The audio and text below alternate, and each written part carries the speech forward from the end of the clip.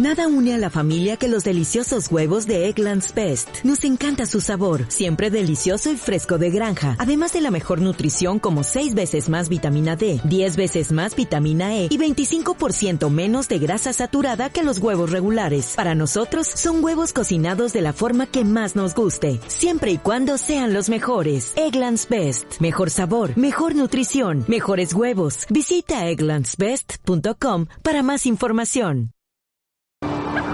¿Qué ocurriría si desaparecieran todos los seres humanos de la Tierra? Esta no es la historia de cómo podríamos extinguirnos. Es la historia de lo que le ocurriría al mundo que dejamos atrás.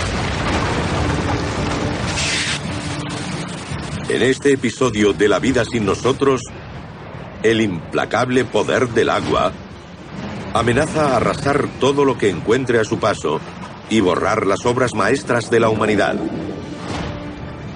Pero ¿por qué esta colonia minera abandonada contendrá los efectos destructivos del agua y sobrevivirá a las mayores ciudades del mundo? ¿Y qué pasaría con el río de petróleo que fluye por el oleoducto de Alaska? Bienvenidos a la Tierra, población cero. La vida sin nosotros. Olas de devastación.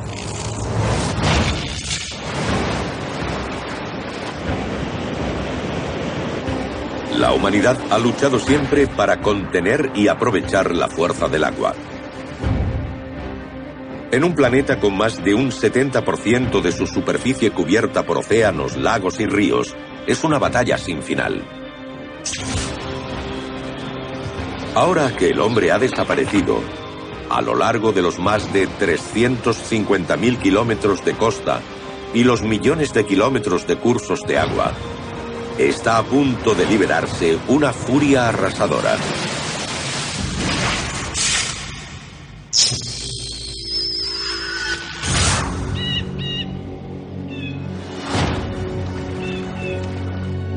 Un día sin nosotros.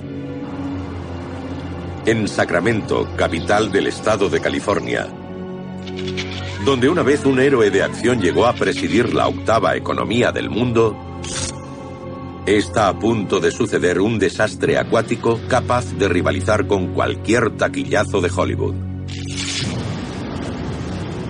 En 2005, el mundo vio los devastadores efectos del agua cuando el huracán Katrina se abatió sobre los diques sobrecargados, destruyendo gran parte de Nueva Orleans.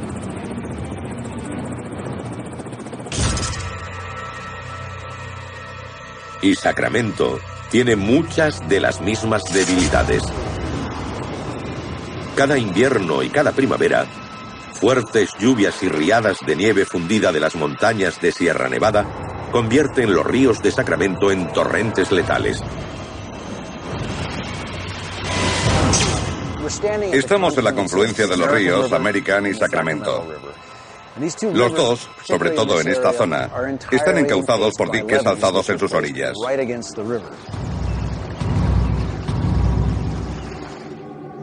Por eso Sacramento es la gran ciudad más amenazada de Estados Unidos.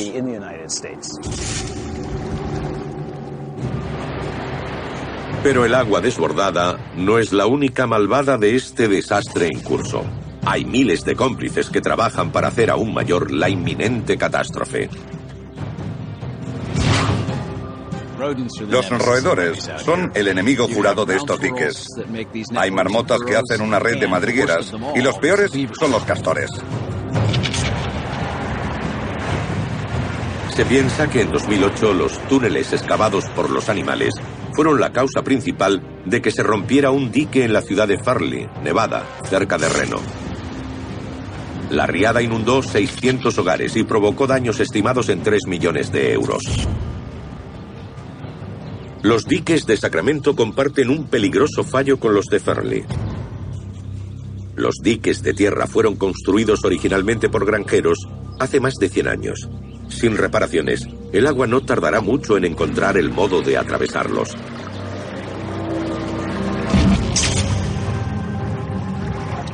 Al otro lado del planeta, en los Países Bajos, más de una cuarta parte del país está bajo el nivel del mar.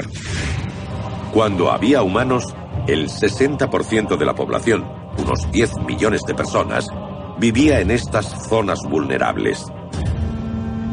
Debido a esta amenaza, los holandeses construyeron un sistema de defensa contra inundaciones sorprendentemente avanzado. Ahora la ciudad de Rotterdam está vacía. En el Museo Boijmans, obras de Rembrandt, Van Gogh y otros maestros holandeses, valoradas en millones de euros, todavía cuelgan de la pared. Pero el edificio se asienta a menos de 3 metros sobre el nivel del mar. Y una enorme tormenta que se abate sobre la barrera entre Rotterdam y el Mar del Norte va a decidir la supervivencia de la ciudad.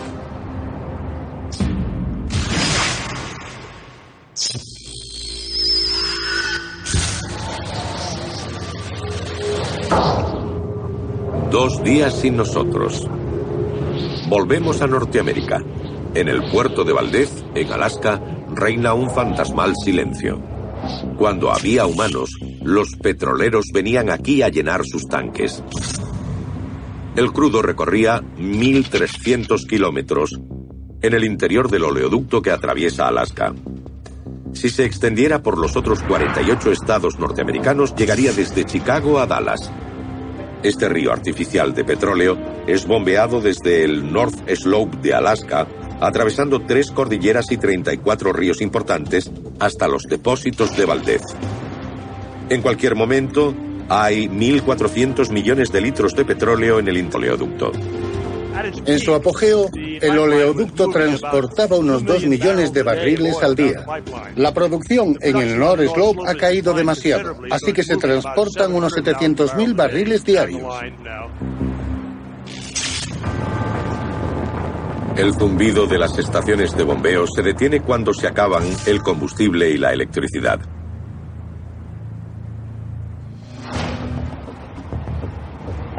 Pero el borboteo del líquido en movimiento aún puede oírse en Valdez. Va de un depósito a varias decenas de metros sobre el agua hasta uno de los petroleros que hay abajo. Aquí es donde el río de crudo corre libre. Si un barco estuviera cargando, podría seguir haciéndolo. La gravedad llenaría los tanques y seguirían así hasta que, al final, uno de ellos rebosara. Millones de litros de muerte negra se vierten en el puerto.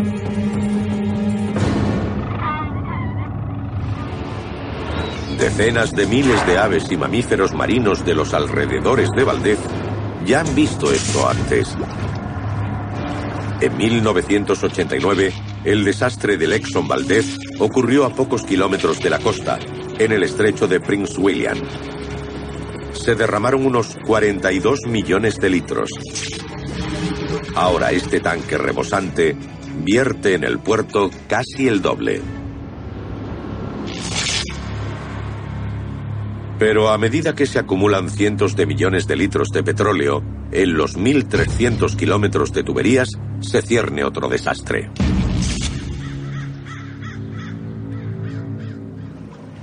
A 4.500 kilómetros, cerca de Chicago, un peligroso pez continúa con su sorprendente invasión.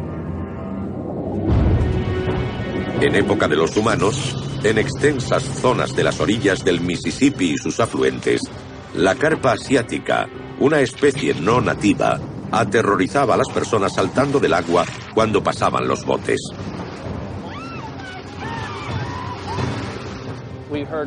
Nos han contado muchas veces que ha habido heridos en el río Illinois, mandíbulas y clavículas rotas, pérdidas de conocimiento, caídas de la moto acuática o del bote. Sí, están cambiando la forma de divertirse en los ríos.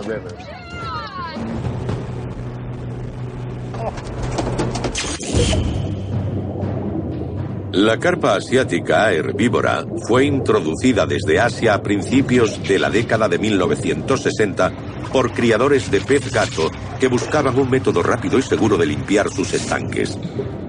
Más tarde, las carpas se escaparon durante las inundaciones de los 80 y empezaron a dirigirse al norte. Ahora se abren paso hacia las alcantarillas de Chicago y el canal que lleva al lago Michigan. El hombre temía que si las carpas llegaban a los grandes lagos, aniquilaran a los peces más codiciados, devorando su alimento. Por eso la humanidad montó aquí su defensa definitiva contra la carpa asiática. A los peces que se acercan a esta parte del canal les aguarda una desagradable sorpresa. Una serie de vallas virtuales construidas por el cuerpo de ingenieros del ejército crea una corriente eléctrica en el agua. Al acercarse el pez, cuanto más se aproxime, mayor será la descarga eléctrica que sienta. Y en algún momento se dará cuenta de que la cosa empeora mientras avanza. Así que se dará la vuelta por donde vino. Pero sin electricidad, nada puede impedir la invasión de este pez saltador.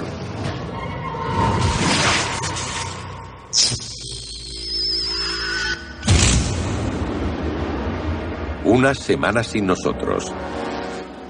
Al otro lado del mundo, en Australia, se encuentra una de las construcciones más inconfundibles del planeta, la Ópera de Sídney. Cuando había humanos, el edificio de casi 2 hectáreas consumía tanta electricidad como un pueblo de 25.000 personas. El edificio, de 160.000 toneladas, parece flotar al borde del puerto, pero está soportado por 580 pilotes de hormigón armado hundidos hasta 25 metros bajo el nivel del mar. La ópera acogió unos 3.000 actos al año. Pero ahora solo hay un largo espectáculo final: el lento declive del propio edificio. El agua salada del puerto de Sídney causa el mayor daño. Ataca a los pilotes de hormigón armado. La parte más vulnerable es la que se conoce como zona de salpicadura. En la zona de salpicadura, donde se repite el ciclo mojado-seco, es donde están las peores condiciones, porque los sulfatos atacan al cemento exterior y hay cloruros que, en contacto con el oxígeno, contribuyen a la corrosión del acero.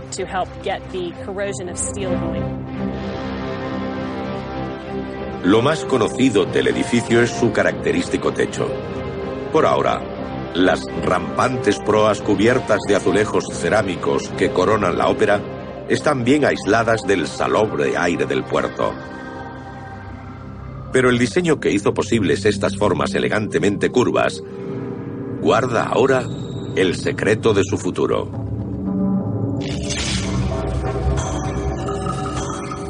Una semana sin nosotros. En el exterior de este anodino edificio junto al canal industrial cerca de Chicago, los generadores de emergencia han mantenido el zumbido de las barreras eléctricas. Pero ya han consumido su última gota de combustible.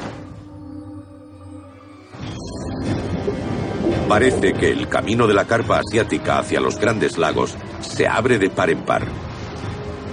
En los próximos días empezarán a dirigirse hacia Chicago y a un inmenso criadero en el lago Michigan. Una semana sin nosotros. El implacable poder del agua no ha hecho más que empezar a pasar factura a los edificios más famosos del mundo. Pero esta fuerza también puede golpear rápidamente, amenazando con hundir toda una ciudad bajo el agua.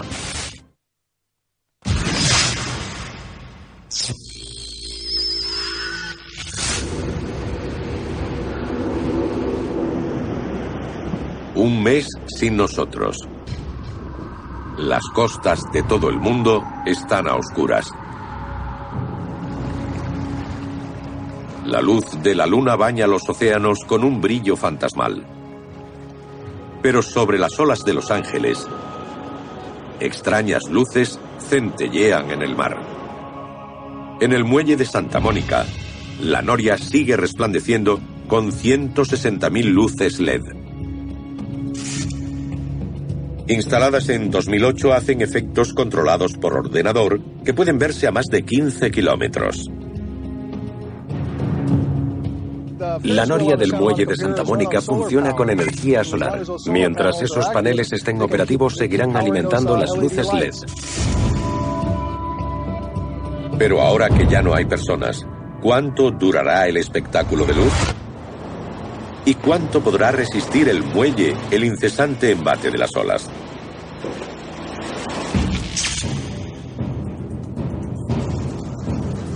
En los Países Bajos, por todas partes hay pruebas de la larga lucha de la humanidad para controlar el agua. Desde pequeños diques y pintorescos molinos de viento hasta enormes barreras costeras. Las mayores, algunas equipadas con inmensas compuertas de metal para las grandes tormentas, se construyeron tras una devastadora inundación en 1953. En esa tormenta de 1953 se ahogaron 2.000 personas. 10.000 edificios resultaron inundados y dañados. La destrucción de infraestructuras fue tremenda.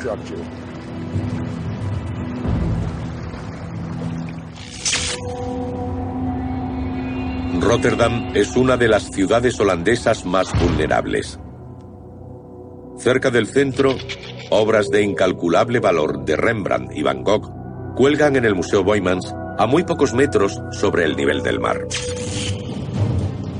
Cuando había humanos, 2 enormes compuertas protegían la ciudad, aislándola de las marejadas del Mar del Norte.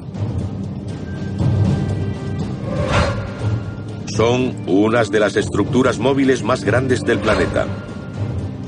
Cada una mide 20 metros de alto y más de 200 de largo. Están unidas al eje de giro por unas armaduras gigantescas de acero tan inmensas como si 2 torres Eiffel se hubieran reensamblado para mover las colosales compuertas.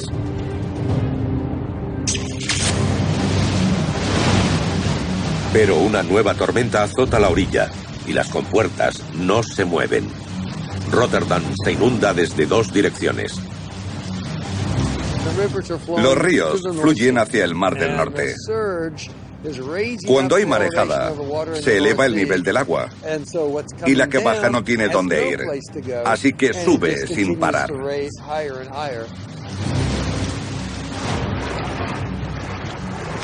El agua entra en el museo arrastrando algunos de los mayores tesoros culturales de la humanidad.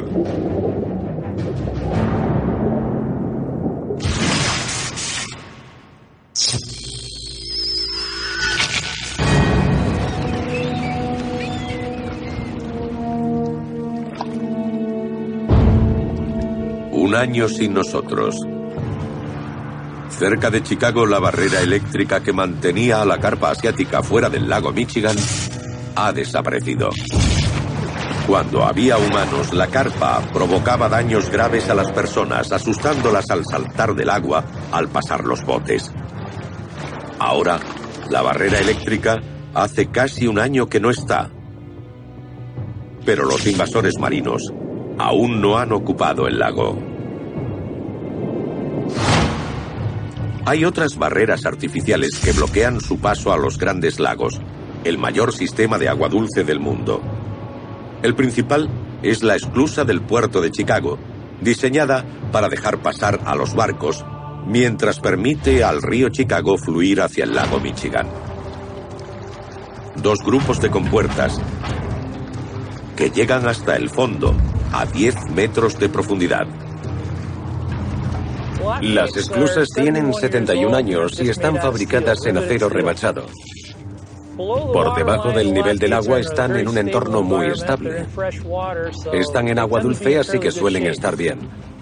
Un poco por debajo del nivel del agua y hasta un poco por encima. Las partes que están expuestas al aire son las que más se corroen. Los invasores se ven detenidos en las compuertas, por ahora.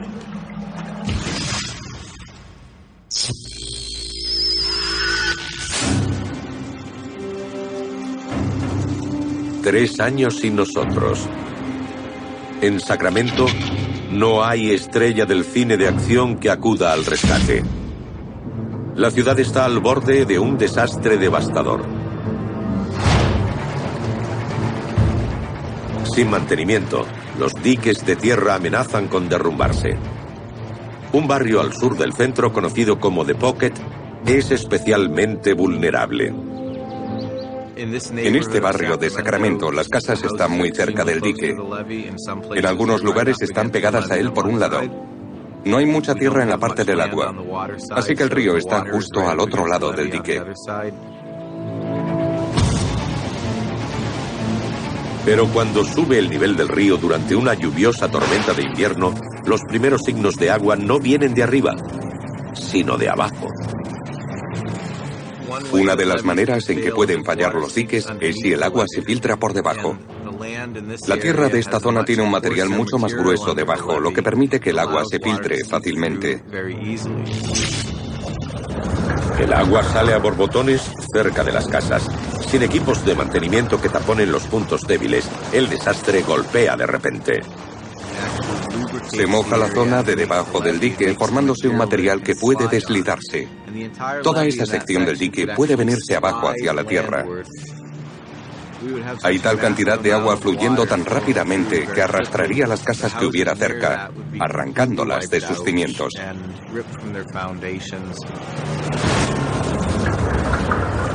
En otras zonas de Sacramento, el agua desborda los diques. No tardan en aparecer brechas. Al norte del centro, el aeropuerto de Sacramento está hundido bajo más de 3 metros de agua. Si venimos al aeropuerto después de una inundación en la que desapareciera todo el mundo, el agua llegaría a las alas de los aviones o por encima. Puede que solo viéramos las colas.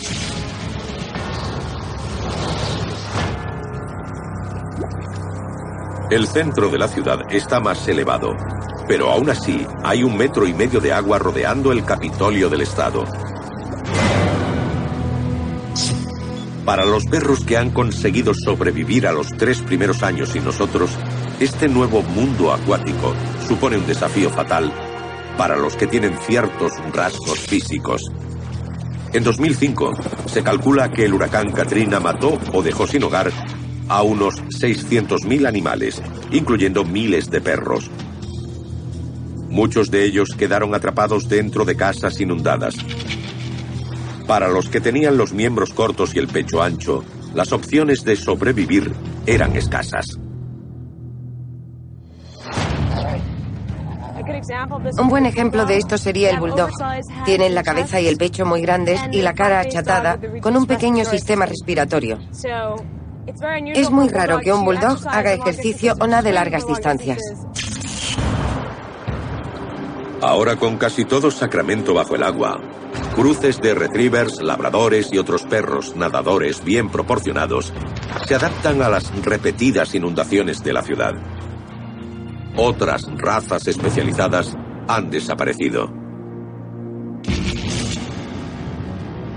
Pero a 30 kilómetros de allí otro desastre acuático se cierne a los pies de las colinas sobre Sacramento y amenaza con lanzar una ola de devastación aún mayor.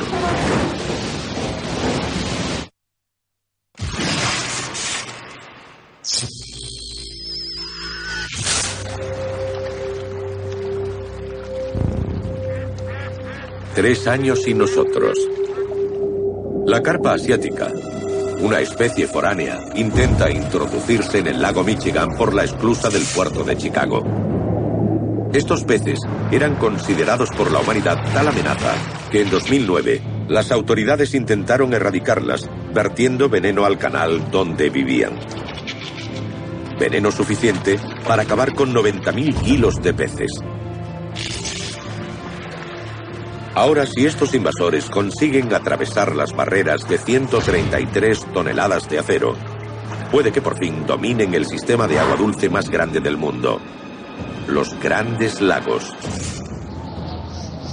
Y después de varios cambios de estación, un punto débil en el mismo centro de las compuertas facilita una abertura.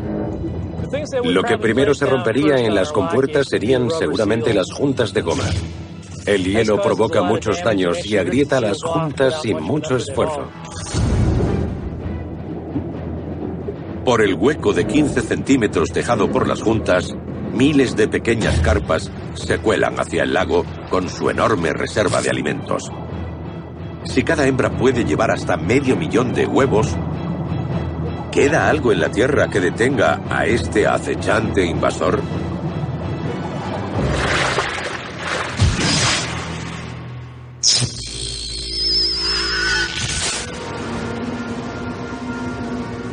Cuatro años y nosotros. En el puerto de Sídney, cerca de la ópera, se prepara otro problema para otra maravilla de la ingeniería. El puente del puerto de Sídney, apodado La Percha por los residentes, es uno de los puentes de arco de acero más altos del mundo. Se construyó con la capacidad especial de expandirse y contraerse. El puente se eleva a 130 metros sobre el agua, pero en el extremo calor australiano, el arco de acero sube hasta 30 centímetros más durante el día y se encoge de nuevo durante la noche. Después de 4 años al sol y el aire salobre del puerto de Sídney, hay señales de corrosión por todas partes. La corrosión en una zona concreta podría condenar esta inmensa estructura. La Percha tiene unos goznes para permitir que el puente se mueva hacia arriba. Los goznes están en los extremos del enorme arco. Pero la corrosión puede provocar que se bloqueen.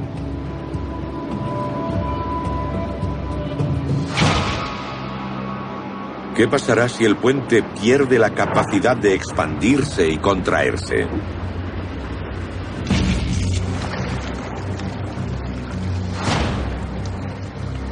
De nuevo en el lago Michigan, un año después de introducirse en él, la carpa asiática no se ha adueñado como era de esperar. Les aguardaba una antigua amenaza. La lamprea de mar es un pez sin mandíbula, de aspecto monstruoso, que se adhiere a su presa absorbiendo su sangre y otros fluidos corporales. Entró en los Grandes Lagos cuando el Erie estaba conectado al canal marino de San Lorenzo. Cuando había humanos, se hicieron enormes esfuerzos para impedir que la lamprea de mar acabara con las especies de pesca deportiva. La Comisión de Pesca de los Grandes Lagos y el Servicio de Pesca, Flora y Fauna de Estados Unidos se gastan actualmente de 12 a 15 millones de euros para controlar el número de estos peces. Si ese control desapareciera, se multiplicarían enormemente. Así que en lugar de dominar los Grandes Lagos, la carpa asiática se enfrenta a la lamprea de mar.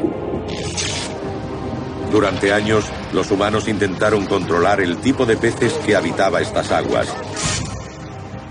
Pero ahora lo han ocupado 2 especies introducidas accidentalmente.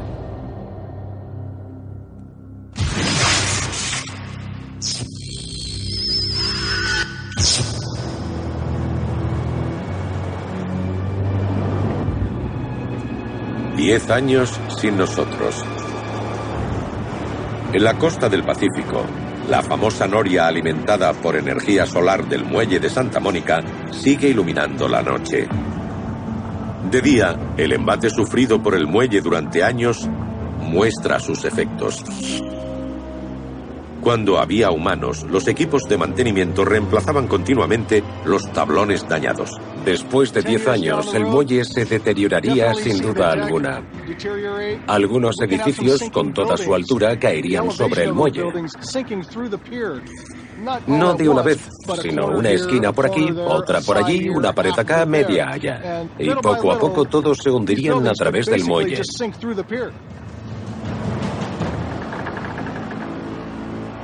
Finalmente, el espectáculo nocturno de luces llega a su fin. Los paneles solares y la mayoría de los LED tienen una esperanza de vida de 20 a 25 años. Pero tras una década sin mantenimiento, falla el transformador que convierte la corriente continua de los paneles en electricidad alterna utilizable.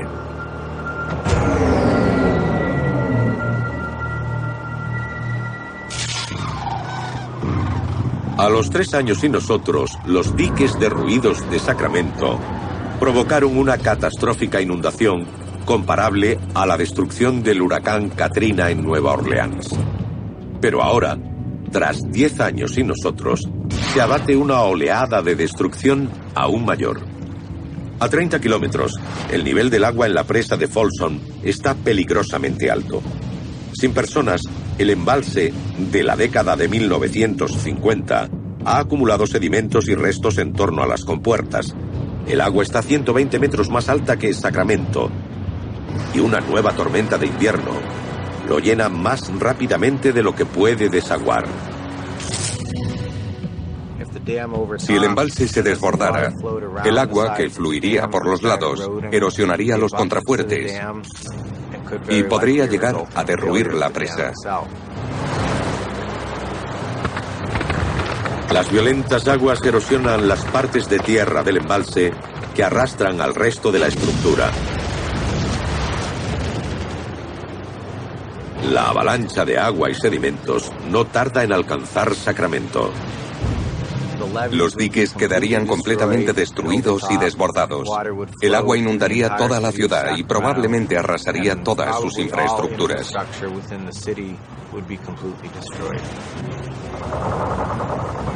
En el aeropuerto, los aviones deteriorados se convierten en proyectiles, estrellándose contra los edificios cercanos.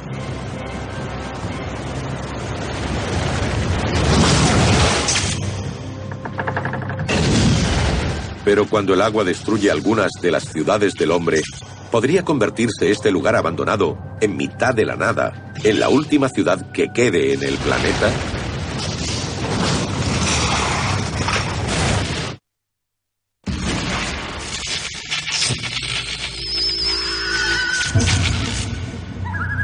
Diez años sin nosotros.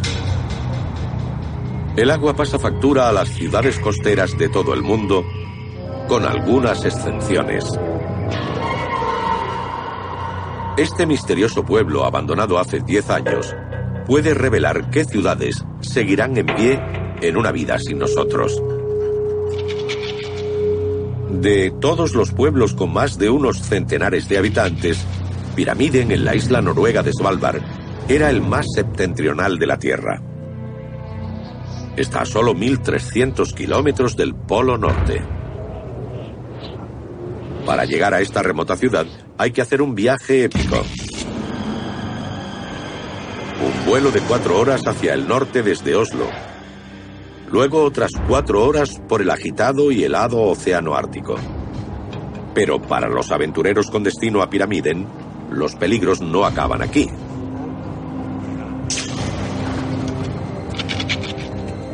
Cualquier grupo que desembarque debe ir armado con un rifle para mantener a raya a los osos polares. Pueden matarte. El año 1995, 2 personas murieron en sitios distintos. Son potencialmente muy peligrosos. 800 kilómetros al norte del continente, entre las heladas olas y las afiladas cumbres, hay un pueblo minero soviético de la era de la Guerra Fría abandonado.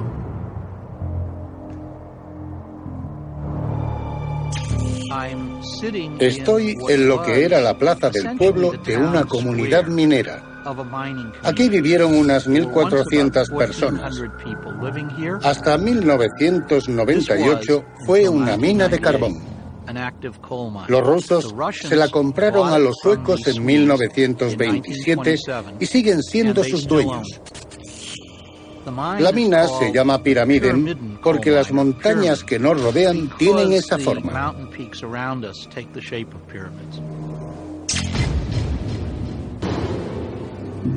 Para los trabajadores y sus familias, la vida en Pyramiden era de una soledad estructurada.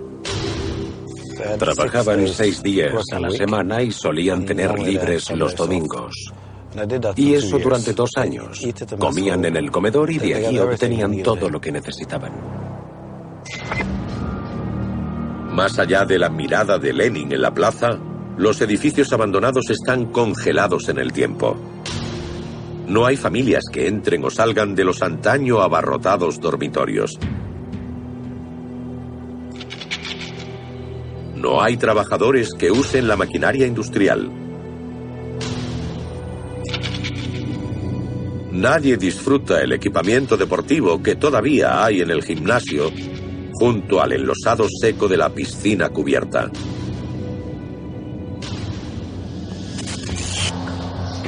Todavía hay carbón en las montañas sobre Pyramiden, pero extraerlo daría más problemas que beneficios. La gente se fue de aquí porque ya no era económicamente viable extraer el carbón. La propia mina, el filón, estaba muy cerca de las cumbres y era una veta muy delgada. Los rusos no podían hacer negocios con ella y la clausuraron. Los edificios vacíos de Pyramiden libran ahora su propia guerra fría por la supervivencia en el duro clima ártico. Pero estar en la tierra de los osos polares tiene sus ventajas. Las temperaturas árticas conservan las estructuras construidas aquí por el hombre. Básicamente el tiempo se ralentiza, como por ejemplo la comida que metemos en la nevera para que se estropee más lentamente. No se detiene, pero va más despacio. Aunque Pyramiden está en la costa, las bajas temperaturas impiden que se forme humedad en el aire. En un clima templado, el agua se introduce en los edificios, se congela, se expande, agrieta la construcción, las paredes, los ladrillos, hace que se formen moho y hongos y que crezcan las plantas. Eso pasará aquí a lo largo de décadas, más que en unos pocos años. Los edificios que tengo alrededor no han sido ocupados desde 1998, pero están en condiciones casi perfectas.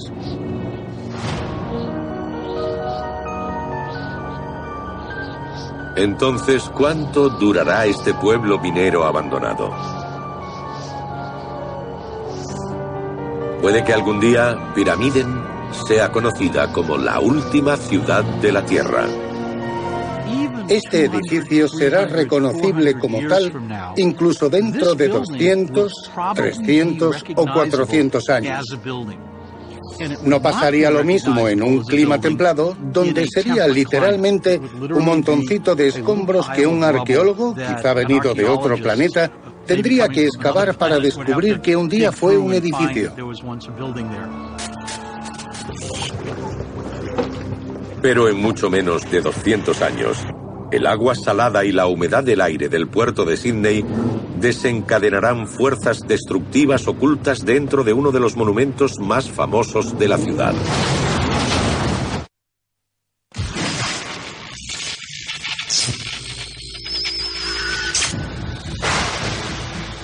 «50 años sin nosotros».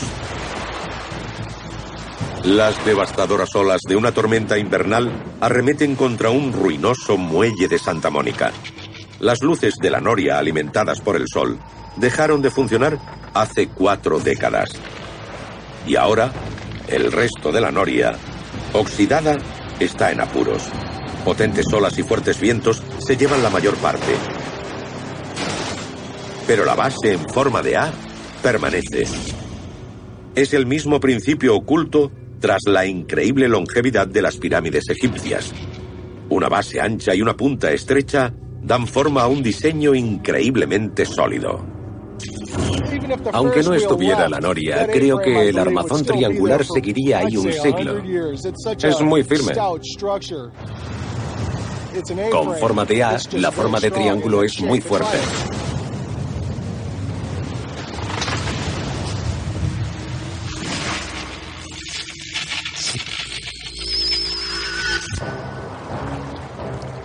«75 años sin nosotros».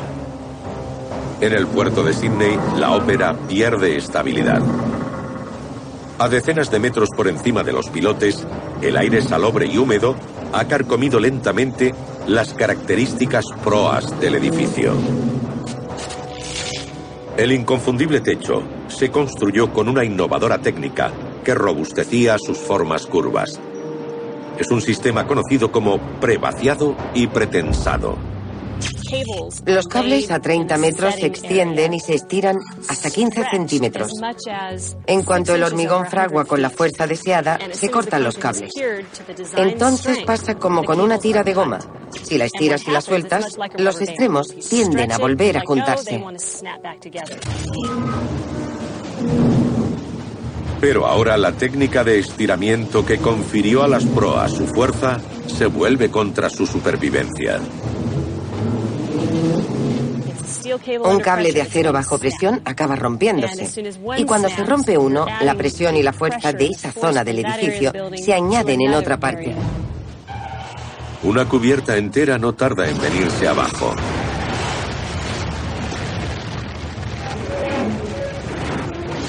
Cuando se estrella contra el piso, los pilotes más expuestos al agua fallan y el resto de la estructura se derrumba sobre el puerto.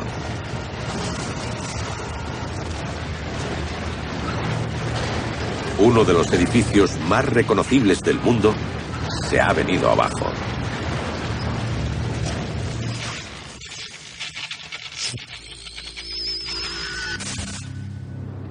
«100 años sin nosotros». A la vista de donde se levantara en su día la majestuosa ópera, el puente del puerto de Sídney se acerca a su fin. El envejecido acero está sometido a una tremenda presión. Antes, los goznes de los extremos del arco permitían que se expandiera durante los calurosos días australianos, pero hace tiempo que se han oxidado y bloqueado. La presión y la grave corrosión podrían provocar finalmente una caída en cascada de soportes.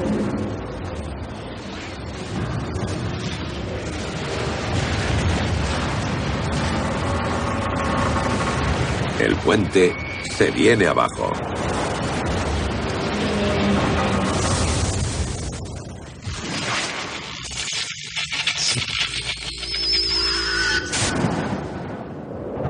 «200 años sin nosotros». Tramos tierra adentro del oleoducto de Alaska se han corroído lentamente en este clima frío. Aquí hace falta algo más que acero oxidado para romper la tubería. Cuando había humanos, las numerosas secciones elevadas del oleoducto y sus soportes se diseñaron no solo para resistir a los elementos, sino también a los fuertes terremotos de Alaska. 2 siglos después, las estructuras oxidadas son vulnerables. Me imagino que si hay un terremoto y pilla el oleoducto en su camino, este no quedaría en pie. Se le abrirían grietas y todo se derramaría. Pero como las piezas del oleoducto están en una de las zonas más frías del mundo, lejos de los devastadores efectos del agua, puede que sean uno de los últimos restos del hombre. Yo diría que será una de las obras que más duren de los que deje atrás la humanidad. Calcule que, con un ritmo de corrosión muy lento, muchas partes de acero podrían durar 2.000 o 2.500 años.